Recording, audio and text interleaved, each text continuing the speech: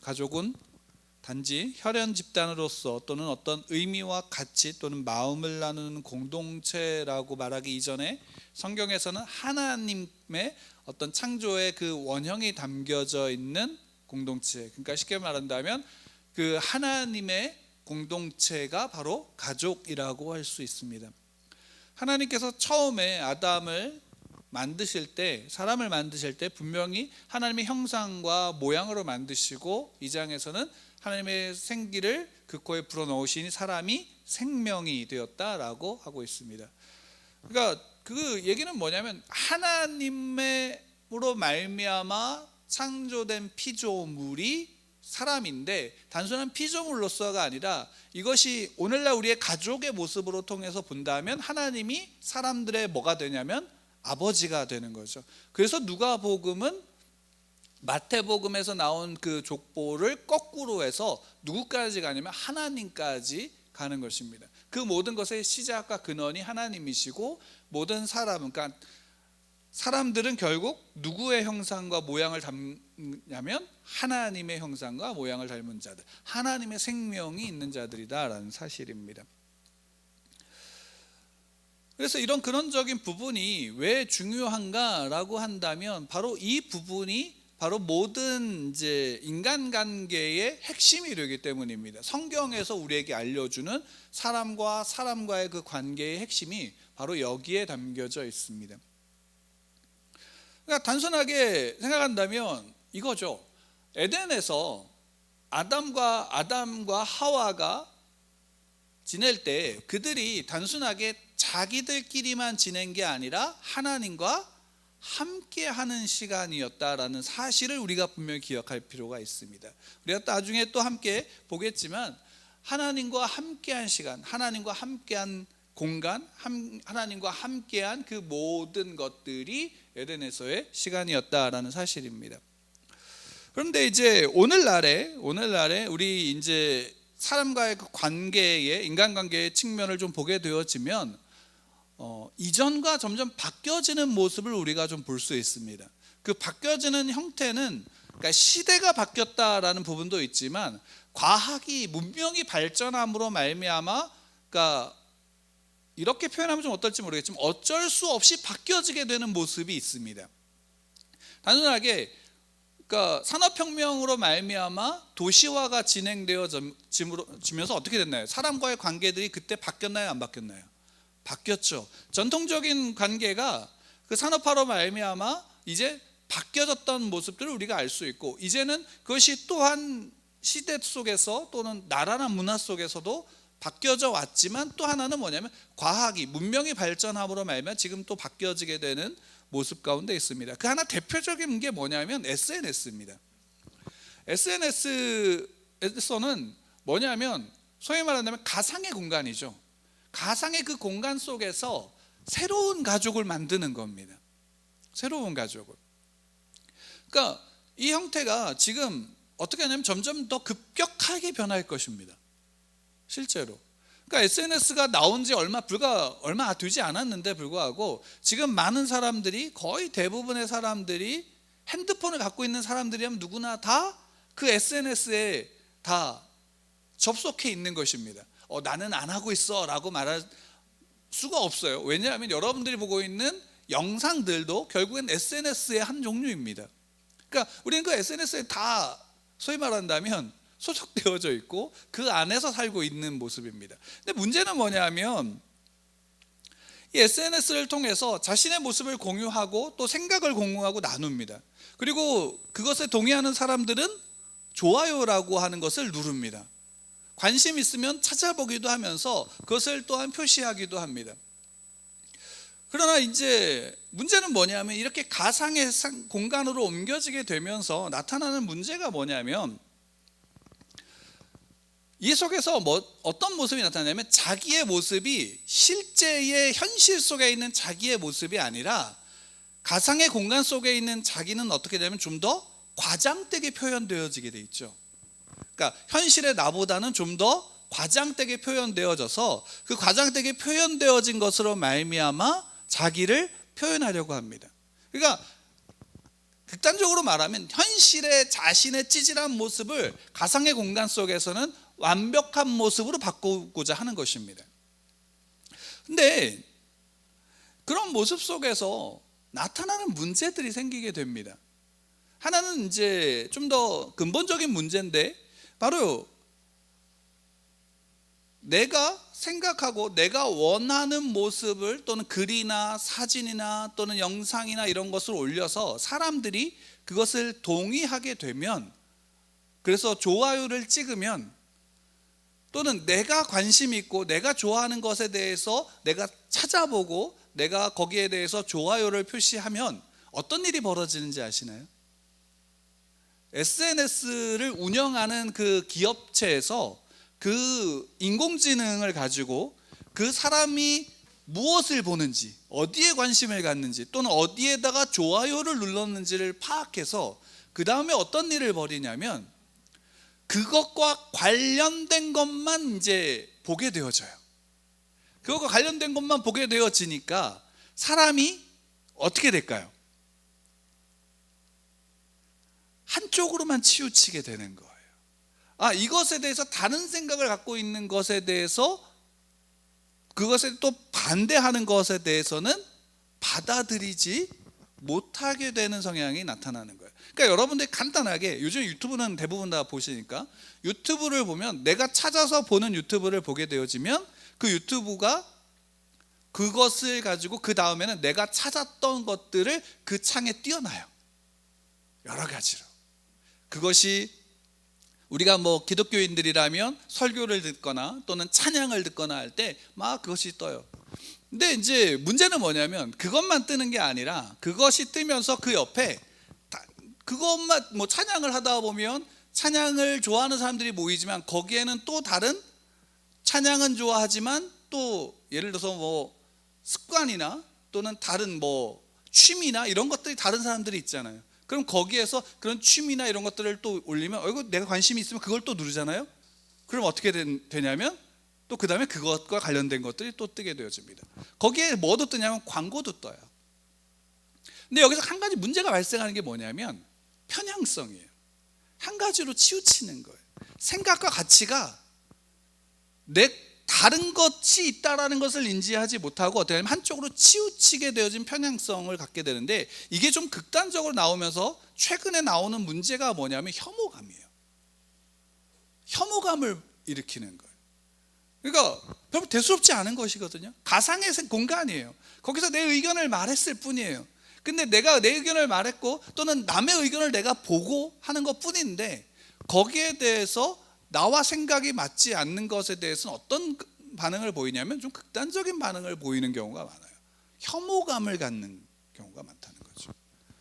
이런 인간관계의 모습이 바뀌게 되는 거죠.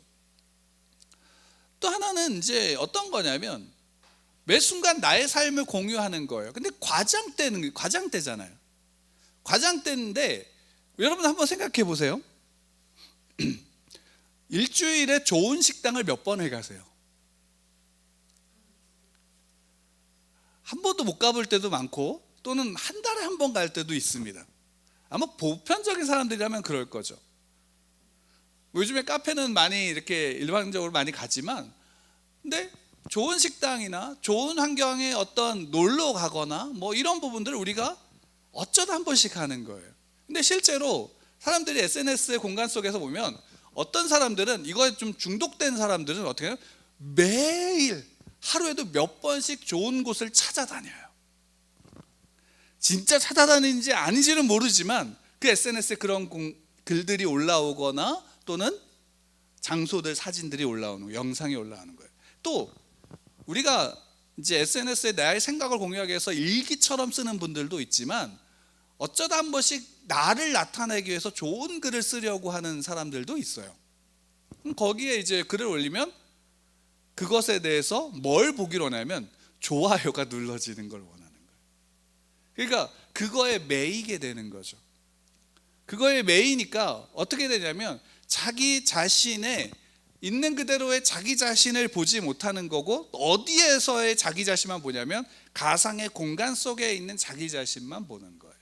그러면 그것을 보는 가상의 공간의 사람들은 뭐만 보겠어요? 과장되어져 있는 자기 자신만을 보는 거예요. 그 모습 가운데. 그럼 그것은 진짜 나일까요, 아닐까요? 어떻게 본다면 내가 되고 싶어하는 모습일지도 있지만 현실의 나와는 좀 괴리가 있는 모습일 수 있다는 거죠. 그러니까 뭘 보냐면 자기 자신을 어느 순간 잃어버리게 되는 거예요. 근데 여기서 가장 큰 문제가 하나 발생하게 되는데, 아마 이게 조만간 나타나게 될 게 뭐냐면, 최근에 많이 이제 논란이 되는 것 중에 하나가 뭐냐면 챗GPT라고 하는 인공지능, 대화형 인공지능이에요.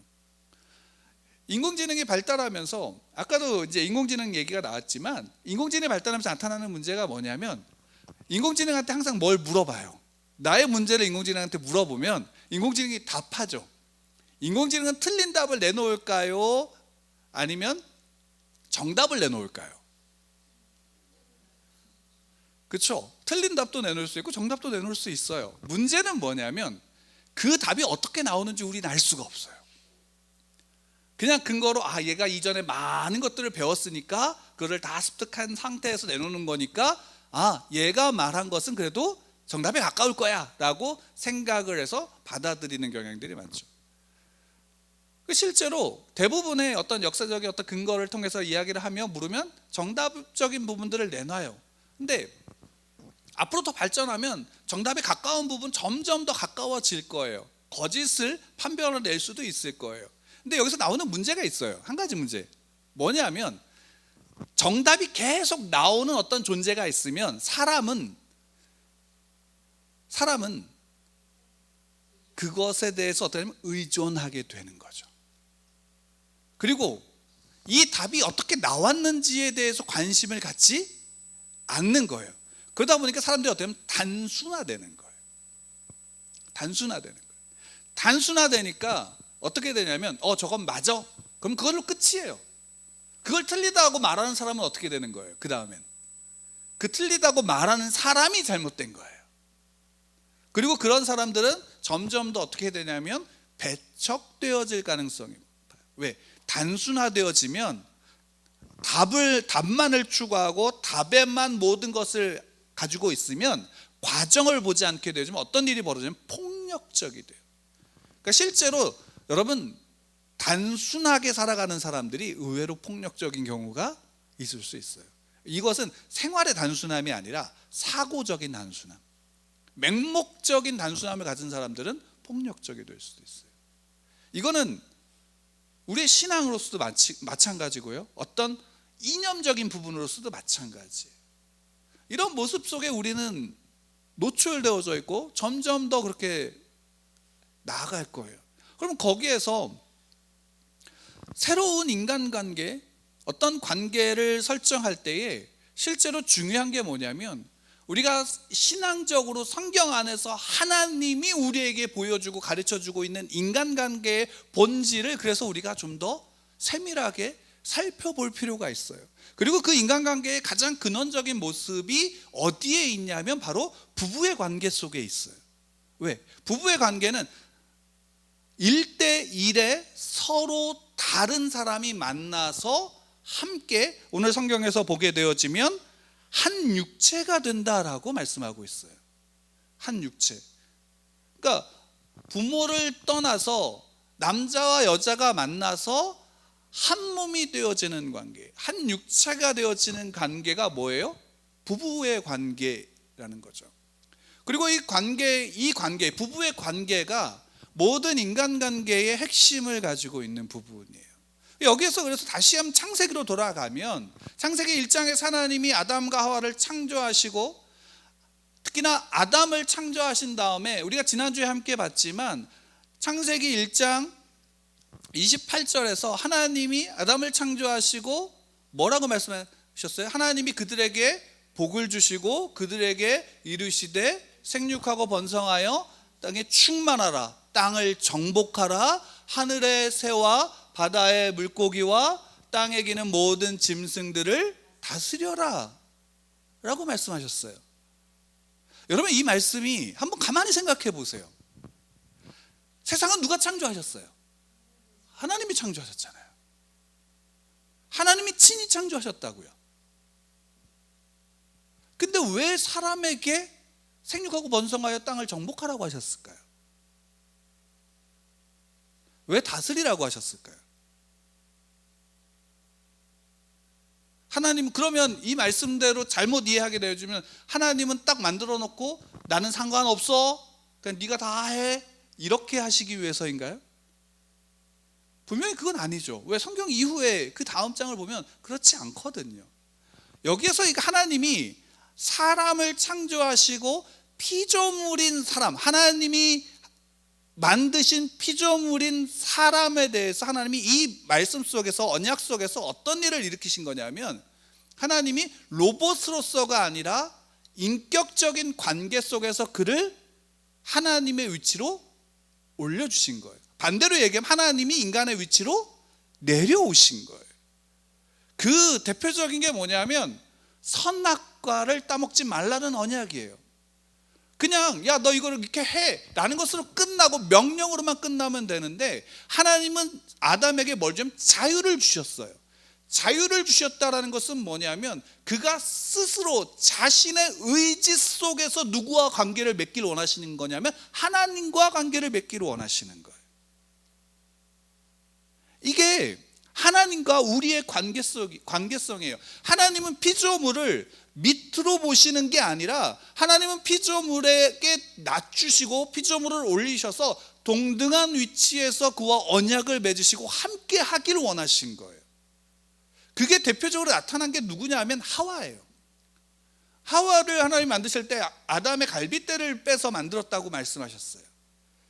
그러면 아담의 그 갈빗대를 떼서 만들었다라는 것은 단순하게 뭐 갈빗대가 옆에 있으니까 동등한 위치다 이런 차원이 아니라, 하와 또한 누구의 형상대로 창조된 존재예요? 하나님의 형상대로 창조된 존재라는 거예요. 그리고 독처하는 것이 보기 좋지 않다, 그래서 함께 하는 자를 만들어 주신 거예요. 그럼 달리 얘기하면 아담과 하와는 하나님과 함께하는 모든 시간을 둘 다 같이 했죠. 하나님 또한 둘이 함께하는 곳에 하나님도 그곳에 계셨어요. 한번 생각해 보세요. 둘이 하는 모든 순간에 하나님이 함께 하셨음에도 불구하고 아담과 하와는 그것에 대해서 불편함을 느꼈을까요? 못 느꼈을까요? 못 느꼈을 거예요. 먹고 싸고 놀고 자고 하는 모든 순간 하나님은 함께 하셨고, 그 모든 순간에 하나님과 함께함이 그들에겐 기쁨이었고, 그들의 사역 속에서도 그들의 일 속에서도 하나님은 어떻게 하냐면 함께 하셨던 거죠. 그들의 모든 관계 속에서도 하나님이 함께 하셨어요. 그것을 인정하고 인지하고 그 함께하는 순간을 모든 순간에 같이 있는 것, 그것이 하나님과 인간의 관계고, 그 자유의 의지 속에서 그 인격을 가지고 하나님 앞에 스스로 순종하여 나가는 자가 사람이었다라는 사실이에요. 그러니까 사람은 하나님의 형상과 모양을 가지고 세상에 향해 정복하고 다스리라는 것은 뭐냐면 하나님의 의지가 사람을 통해 세상 가운데 펼쳐지는 거예요. 다스림은 뭐예요? 하나님의 돌봄이 사람을 통해 세상 가운데 펼쳐지는 거란 말이에요. 그게 생육하고 번성해야 되는 이유인 거예요. 정복하고 다스린다라는 의미가 내가 왕이 되어져서 내 마음대로 하고 내가 군림한다라는 의미로서가 아니다라는 거죠. 그리고 거기에는 하와가 아담의 하는 사역과 차이가 있었을까요? 없었을까요? 저는 없었을 거라고 봐요. 둘의 사이에서. 다만 문제가 생긴 게 뭐예요? 선악을 알게 하는 나무의 열매를 따먹음으로 말미암아 죄가 그들에게 들어온 다음에부터 문제죠. 그 다음부터 아담에게 있어서 하와는 뭐냐면 자기 선악과를 준 존재가 되는 거예요. 죄 때문에 내가 죄를 짓게 됐어요가 되는 거죠.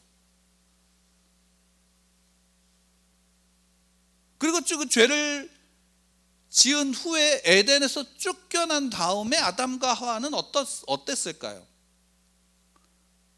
분명히 죄의 본질은 뭐냐면 내가 하나님이 되는 거잖아요. 둘 사이에 서로가 하나님이 되고자 하는 싸움이 있었을까요? 없었을까요? 아마 처음부터 그러지는 않았을 거예요. 근데 시간이 지나면서 그런 모습들이 그 안에서 나타나게 되면서 결국에는 뭐가 이기냐면 힘이 이기는 거예요. 힘이 이기는 거예요. 그게 그리고 아담이 노아의 홍수 전까지 자기의 후손들이 그렇게 변해가는 과정을 봤을까요? 못 봤을까요? 봤을 거예요. 여러분, 그때 그 모습은 어땠을까요?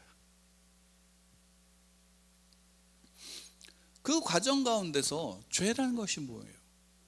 결국 그 아담과 하와가 온전하여 둘이 한 몸이 되고, 그리고 그 한 몸 가운데서 하나님과 하나가 되었던 그 관계 속에서 있었던 그 과정에서 죄가 들어옴으로 내가 하나님이 되려고 할 때 나타난 것이 힘으로써 군림하는 것이고 힘에 굴복하는 것으로 나타나서 세상 가운데 논리는 뭘로 이어지냐면 힘으로써 이어지는 거죠. 부부의 관계 속에서 그것보다 더 잘 나타낼 수 있는 게 없을 거예요.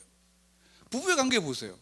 처음에 둘이 만나요. 서로 다른 남남이 만나는 거죠. 남남이 만나서 부부가 되는 과정 속에서 필요한 게 있어요. 뭐예요? 우리가 보통 사랑이라고 얘기하죠. 그 사랑을 함으로 만나서 사랑의 관계를 맺는 것, 이러면서 부부의 관계가 되는데, 중요한 건 뭐냐면 우리가 이제 이 사랑을 좀 세분화시킨다면 이 사랑을 보통 에로스라고 얘기하죠. 육체적인 어떤 감각적인 사랑이라고 얘기를 해요. 젊었을 때 어떤 열정적이고 격정적인 어떤 사랑의 모습을 얘기합니다. 근데 문제는 뭐예요? 이 사랑은 유통기한이 있다는 거예요. 이 사랑은 유통기한이 있어요. 이 사랑의 유통기한이 있으니까 단순하게 둘이 만나서 한 몸이 된다, 이것은 사랑하기 때문에 된다가 아니에요. 이것은 좀 더 고차원적인 부분이에요. 하나님이 너 둘이 만나서 서로 만나서 한 몸이 됐어, 그러니까 이제는 하나로 살아, 이렇게 하신 게 아니라 둘의 관계 속에서는 누구의 관계와 함께하는 것이지만 하나님과의 관계가 온전함으로 나타날 때 나타나는, 형성되어지는 그 하나인 거예요. 그리고 그 사랑은 하나님이 우리를 격정적으로 사랑하셨나요? 하나님의 사랑을 우리가 보통 뭐라고 표현을 해요? 아가페라고 얘기하잖아요. 그 아가페 성경도 있잖아요. 아가페라고 얘기한단 말이에요. 온전한 사랑이죠. 그러니까 하나님과의 관계 속에서 인간은 온전한 사랑을 할 수 있고 그 관계 속에서 온전한 하나가 될 수 있다라는 사실을 성경은 우리에게 알려주는 거예요. 그리고 바울은 에베소 교회의 성도들에게 그것을 어떤 것으로 설명하고 있냐면 교회의 관계, 교회와 예수 그리스도의 관계 속에서 사람과의 관계를 설명하고 있는 거예요. 우리가 모든 사람과의 관계는 바로 이 관계 안에서 하나님과 나와의 관계 속에서 형성이 되고, 또 부부와 나와 내 아내의, 남편과 아내의 관계 속에서 우리의 모든 인간관계가 형성이 되어져야 되는 거예요.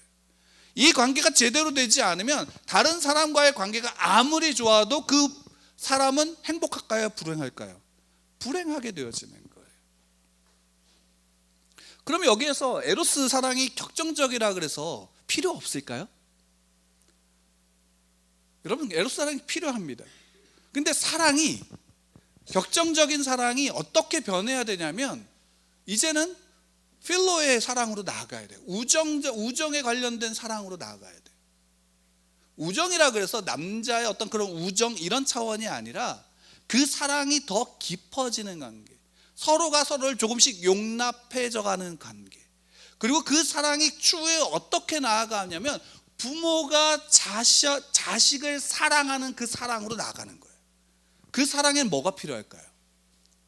부모가 자식을 사랑하는 사랑엔 뭐가 필요할까요? 사랑이죠. 사랑이에요. 그 사랑인데 어떤 사랑이냐? 희생하는 사랑이죠. 예수님께서 말씀하신 게 형제를 위해서 내 목숨을 주는 것보다 더 큰 사랑은 없다라고 말씀하셨어요. 부모가 자녀를 위해서 희생하는 사랑이 우리의 사랑 관계 속에서도, 부부의 관계 속에서도 필요한 거예요. 그렇다고 해서 부모가 자녀를 대하듯이 남편을 또는 아내를 대해야 된다라는 차원이 아니죠. 이 관계 속에서는 창조에서 하나님이 하셨던 것처럼 두 관계는 동등한 거예요. 하나님이 그렇게 하심과 같이 둘 사이도 동등한 관계 속에서 형성이 되어지는 것. 그리고 그것이 결국에는 어디까지 가냐면 예수 그리스도께서 우리에게 주신 그 아가페적인 사랑 가운데 나아가는 거죠.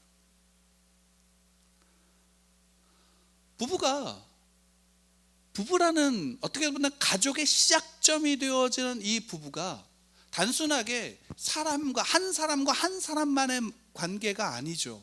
왜? 그 부부의 관계 속에 뒤에는 누가 있냐면 또 다른 가족, 가문과 가문 사이의 만남이 되어지는 겁니다.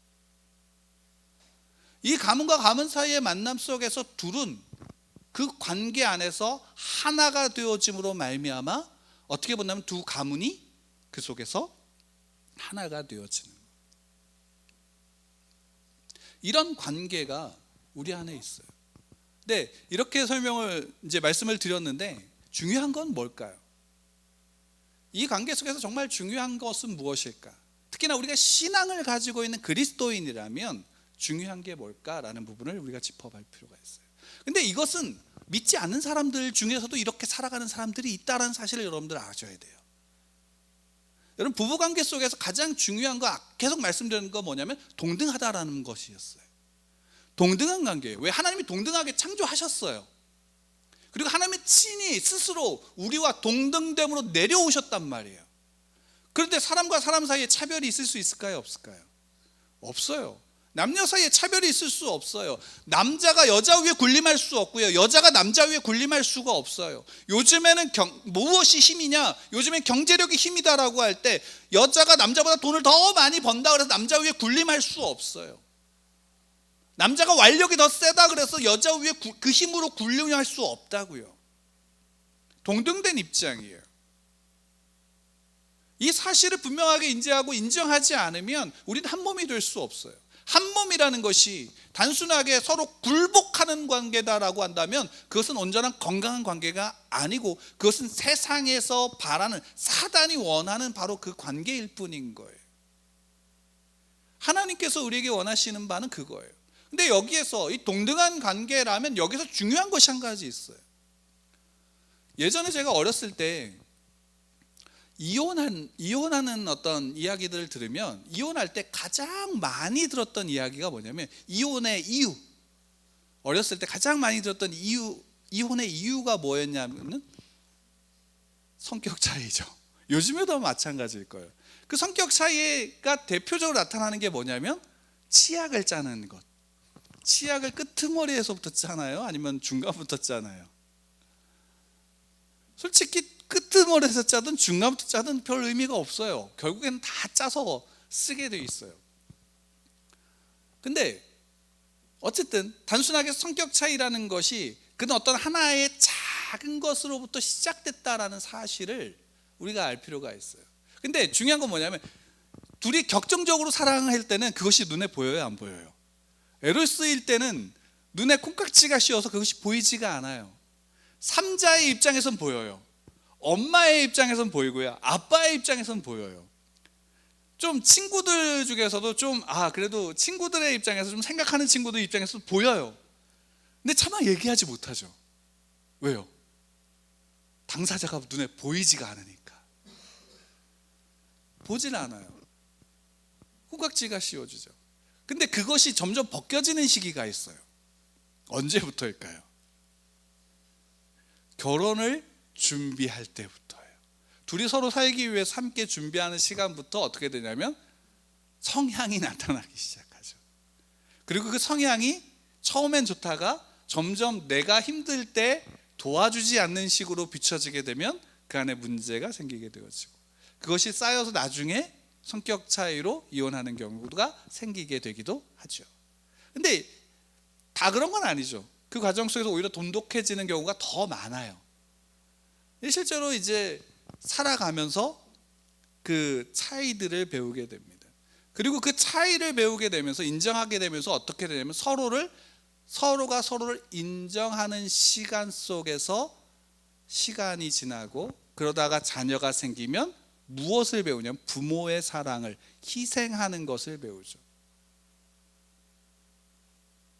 그리고 그 관계 속에서 가장 중요한 게 있다면 뭐냐면 다른 사람의 눈에 있는 티를 보지 않는 거예요.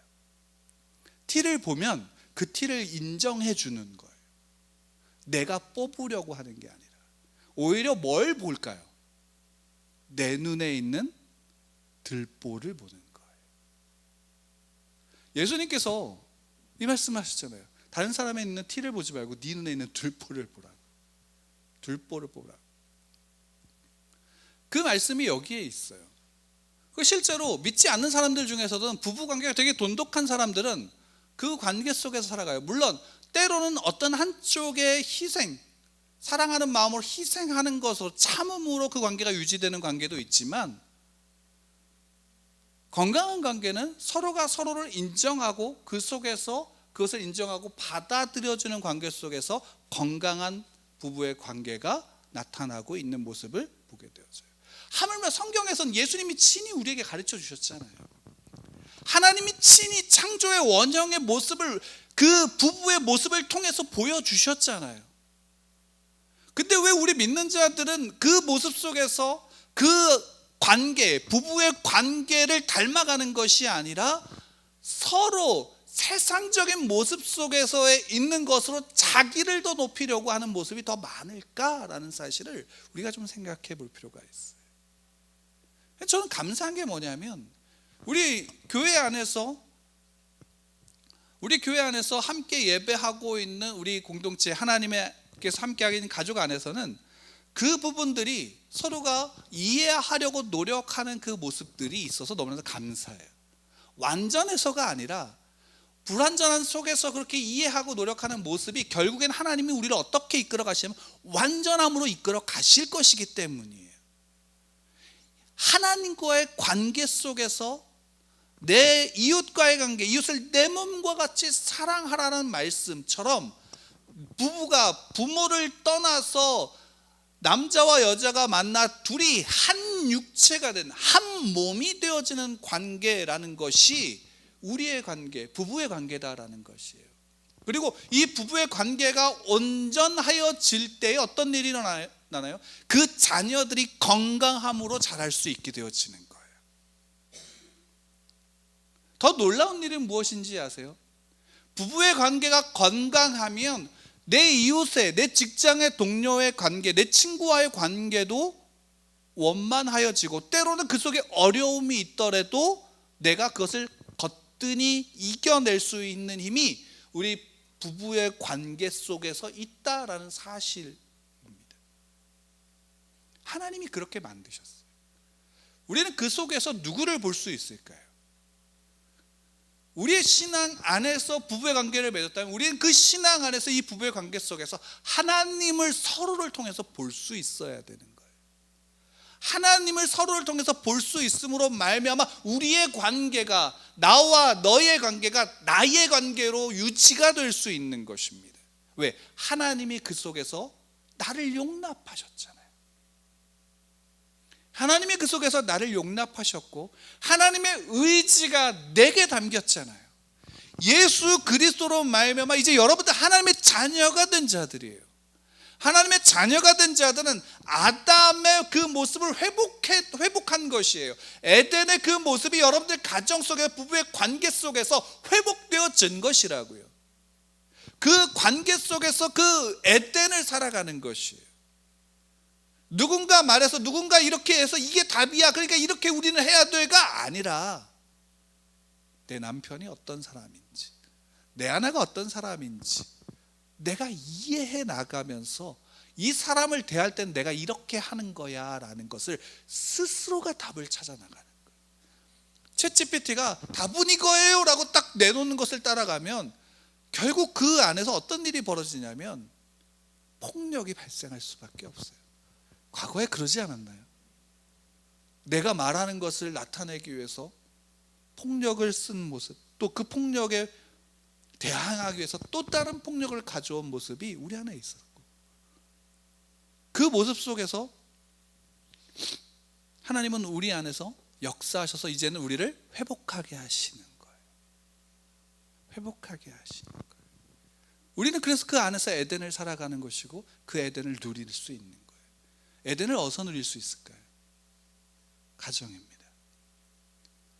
그리고 에덴의 원형은 부부의 관계에서부터 시작합니다. 가인이 왜 아벨을 시기했을까요? 단순하게 죄의 대물림이기 때문일까요? 그렇죠. 죄의 대물림입니다. 근데 그 모습이 누구의 모습이었을까를 한번 생각해 보세요. 우리가 알잖아요. 자녀의 모습은 누구의 모습이에요? 부모의 모습이잖아요. 에덴에서의 우리는 그 에덴을 회복했고, 그런데 아직은 불완전함을 또한 우리가 인정할 필요가 있어요. 인정하십시오. 그 인정 속에서 더 나음으로 나아갈 수 있기 때문입니다. 하나님은 그 우리를 연약함을 아시기에 우리 가운데 성령 하나님을 통해서 역사하시는 거예요. 그래서 우리가 그분을 통해서 간구할 수 있는 거 아닙니까? 기도할 수 있는 거 아닙니까? 우리가 또한 연약한 이들을 향해서 나아갈 수 있는 이유가 어디에 있나요? 우리의 가정이, 우리의 부부의 관계가 힘을 얻기 때문에 나아갈 수 있다는 사실입니다. 우리의 관계 속에서 나와 하나님, 나 개인의 관계성뿐만이 아니라 나와 내 남편, 나와 내 아내, 우리의 관계 속에서 또한 하나님의 관계가 담겨져 있다라는 사실을 여러분 믿으시기 바랍니다. 하나님의 관계가 나와의 관계 속에서도 있고 내 남편과의 관계 속에서, 우리의 관계 속에서 있다. 그리고 그것이 확장되어진 게 뭡니까? 교회입니다. 여러분들 다 하나님과 함께 하시는 분이고 여러분들 하나님의 영광 가운데 있는 분입니다. 그 하나님의 구원받은 자들이 모여 예배하는 곳, 구원받은 자들이 모여 그 에덴을, 우리 가정에서만 누렸던 그 에덴을 함께 누리는 곳이 교회입니다. 이게 정복해 가는 것입니다. 이게 다스려 나가는 것입니다. 그 은혜가 저와 여러분 가운데 있기를 원합니다. 그 은혜로 우리가 온전한 가족으로 하나님 앞에 세워져 나아가기를 축원합니다. 하나님이 기뻐하시는 가정이 여러분들 가정입니다. 모자라고 부족해서가 아닙니다. 하나님이 택하셨기 때문에 기뻐하십니다. 그럼 여러분도 그 하나님을 기뻐하심으로 말미암아 하나가 되는 가정 가운데 부부의 관계로 여러분들 세워지기를 축원합니다. 여러분의 자녀들 또한 그러한 관계로 부부의 관계가 세워질 수 있도록 축복하시기 바랍니다. 그 안에서 온전함으로 우리가 세워질 수 있고 하나님 앞에 나아갈 수 있습니다. 우리 서로를 보면서 이렇게 좀 인사할까요? 당신 안에 하나님이 함께 하심으로 우리는 하나가 됐습니다. 당신 안에 하나님이 함께 하심으로 우리는 하나가 됐습니다. 그 사실을 믿으시기 바랍니다. 하나님이 함께 하심으로 말미암아 여러분은 부부가 됐습니다. 그리고 또 우리는 예수 누리 교회가 됐습니다. 그 안에서 하나님의 기쁨을 누리는 저와 여러분들 되기를 축원합니다.